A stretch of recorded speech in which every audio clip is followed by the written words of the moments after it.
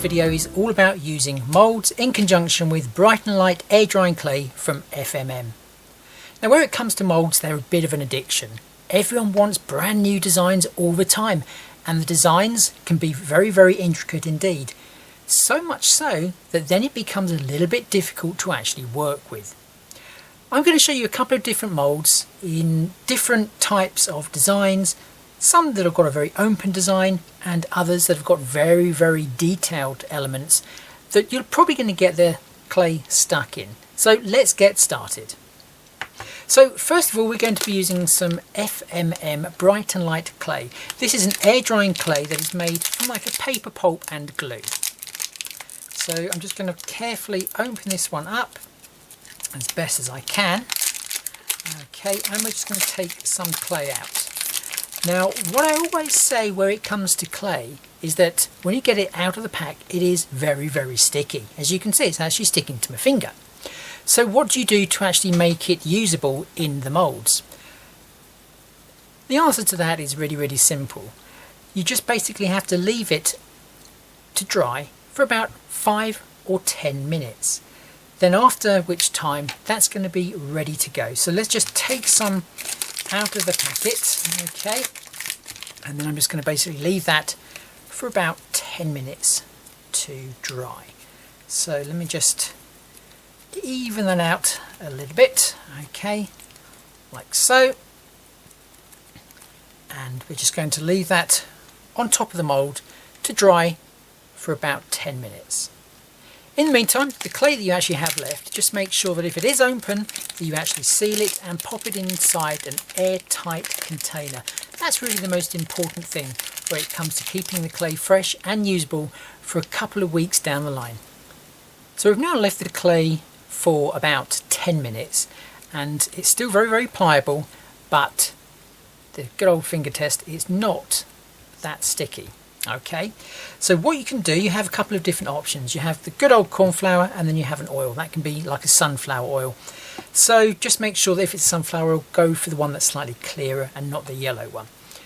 So using, in this case, just the corn flour, okay, just pop that into the mould where you're going to put the clay, okay, and this will just help ensure a nice release. So just turn that over, just tap it onto your bench.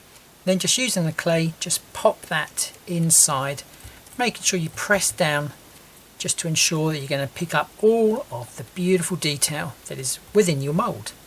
Okay, let's just keep on pressing that down like so. If you have a rolling pin, then use a nylon rolling pin just to go over like so. Okay, and then what I tend to do, I use a cake decorating tool called a Dresden tool. And then what I do, I just take off all of the clay that's on the flat part of the upper part of the mould there, okay, and then that will help just clean things off a little bit. And then when you're happy that you've got most of that, just then tuck what remains just back inside the shape of the mould part that you're wanting to cast. And again, just press that down. So the cleaner it is around the edge, the cleaner release you are going to get from your mould. So let's just press that down, just tuck some more clay back inside there, and then the most important thing is you need to flex the mould. So just give that a bit of a flex like so, and you can see it's already starting to lift. Okay, just go all the way around, just help it on its way. Then quite simply just fold the mould back in half and then just very carefully just ease that out, and there is just one of the wings in this case. Okay, so all of the beautiful detail, but as you can see it is still very flexible. That's got its plus side, because if you're going to be decorating something like a jar, then you can actually bend that round the jar and then let it rest to actually dry. So that's just one wing that we've got there. But what happens when we have something like this, where we actually want to take the border? So let's just grab the clay again, and we're just going to again just coat that with our corn flour. Okay, just all the way around. Okay, so like I say, this is just ensuring that if there is any dampness in the mould, then that's going to dry it out, and it will help obviously release the clay. So again, turn it over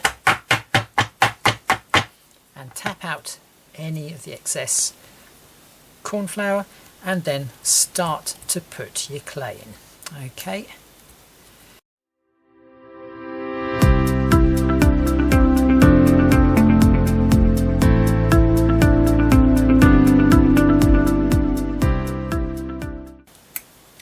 Right, so when you have it as clean as you possibly can, then what you're going to do is flip it over, flex it again, and release the clay. But this is where you could find a problem. Because the clay, as we saw with the wing, is very, very soft when you first put it into the mould, it could actually stretch. So let's just give that a go. So we're just going to flex this mould like so. Okay, and as you can see, this is the problem we're going to have. Okay, so for one, it's sticking in areas, and it's also stretching as well. Okay, so there's nothing really you can do to right that in any shape or form. Okay, but there is a trick you can do. So first of all, let's just clean out this mould again if there's any wet clay actually in there. Okay, and we're just going to apply some corn flour just like we did before. Okay, so just pop that in, make sure it's in all of the detail that's in your mould, and again just flip it over, give it a tap. Okay, now with your clay, pop that back inside the mould as we did before. Okay, so just going to pop that back in, and then what we're going to do, we're going to help it on its way, and the way to do that is to actually put it in your freezer. So let's just pop the clay back in, and then we'll pop the whole thing in the freezer.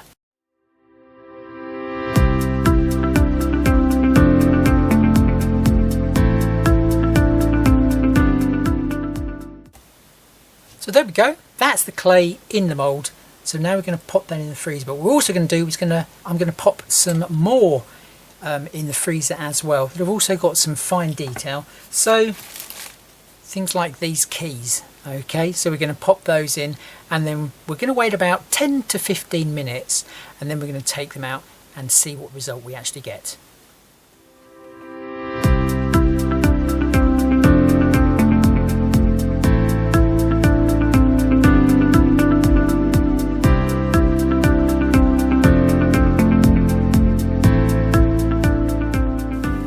So there's all of the moulds that I'm going to fill today.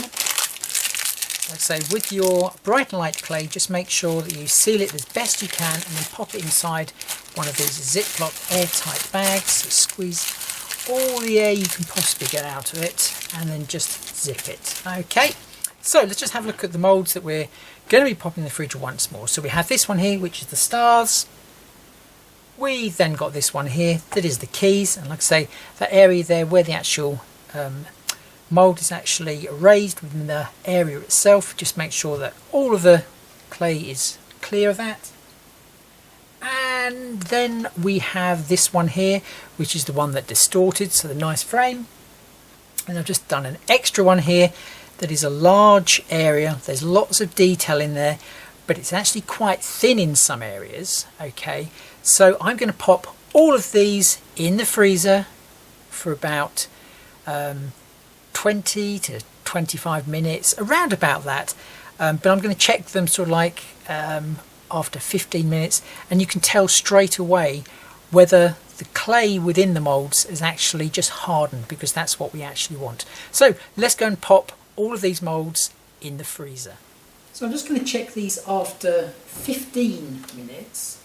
So I'll just carefully open the drawer. Now you'll instantly feel that the mould is actually quite cold, but at the moment I'm just pressing down the clay, still a little bit soft, so I'm just going to pop that one back in there, and the same with that one.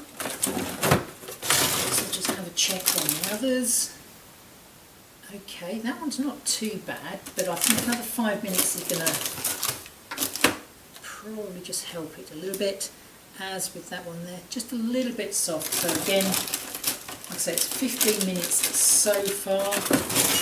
I think we're just going to pop that in for another 10 minutes. Right, so that's 25 minutes up. So I'm just going to have a check and see. So straight away you can see that the actual mould itself isn't very flexible because it's really, really cold. I'm just going to very carefully, yep, okay, that to me looks as though it is done. So we can now remove the clay actually from the mould.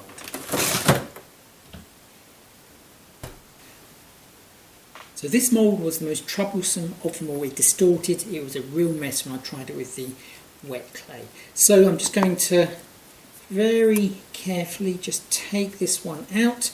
So still flex the mould and pop that there. So all the way round, just very, very carefully, and there we go. I'm just going to pop that one over here. So that's how you get ones with like borders or frames out of the mould in one piece without them distorting. And even now, when I hold up that clay, it's just starting, and it's surprising actually. As soon as you take it out of the mould in the freezer, it does start to bend. So just be very careful. Pop that somewhere to dry, and then you'll be good to go to paint that once it's actually set. But remember, just because it's come out of the freezer, it's not actually setting the clay any quicker. It's just making it harder so it then can come out of the mould. But you'll still need maybe a good 12 to 24 hours before you can actually paint that. So that's how to use the FMM bright and light clay in a mould, and then to pop it in the freezer to get a really good crisp impression and without the clay distorting. So here's the one with the very thin clay. So I'm just going to flex the mould all the way around, and then we're just going to pop that one out. As you can see, that was just really, really easy to actually take that out. I'm just going to let that one dry. So if you do want to manipulate, in other words bend it, now is not the time to do it, because you'll actually crack the clay. So just wait probably about 20 minutes again, just so the clay is softened just very, very slightly. Then you can manipulate it and actually bend it, if you should so wish, if you're going to be decorating something like a jar or a vase. So the locks and the keys, again, just flex that mould, and then just quite easily, just very, very carefully, just pop the keyhole out, and then the individual keys. So this is a real test because these are very, very narrow. So normally, you know, if the clay was still relatively soft, that would stretch. So you can see how easy that is to get that one out, and it's perfect. So again, just pop that on there to dry. I'm just going to go for the one that's really, really fine. Okay, so still you do have to take a little bit of time to actually get them out, because obviously you don't want to snap the clay. So there we go, look how fine that key is, but yet it's retained all the detail and is nice and straight. So just pop that over there to dry, and then the last key, again just flex all the way around just to help it on its way, and then just very, very carefully just start to ease that out. This one sort of almost locked it into the mould, so just wiggle that one out, and again you see the amazing detail like that. This one is a real, real troublesome mould. It always has been for me, the one with the star with the little release in the middle. So we're going to do the small one first. Wow, look how easy. Look how easy that is to actually get out. And again, perfect points on the stars. We go for the middle one next, the middle size. So again, just ease that one out. That one's got a sort of like a pointy part in the mould in the middle of the star. So again, just delicately just squeeze that one out. Again, really, really great. And then the big one there, Like I say, with that little bit of detail in the middle, I can never ever get this out of a mould when the clay is still soft. But look at that. That's how easy it is once you've actually popped them in the freezer for about 25 minutes.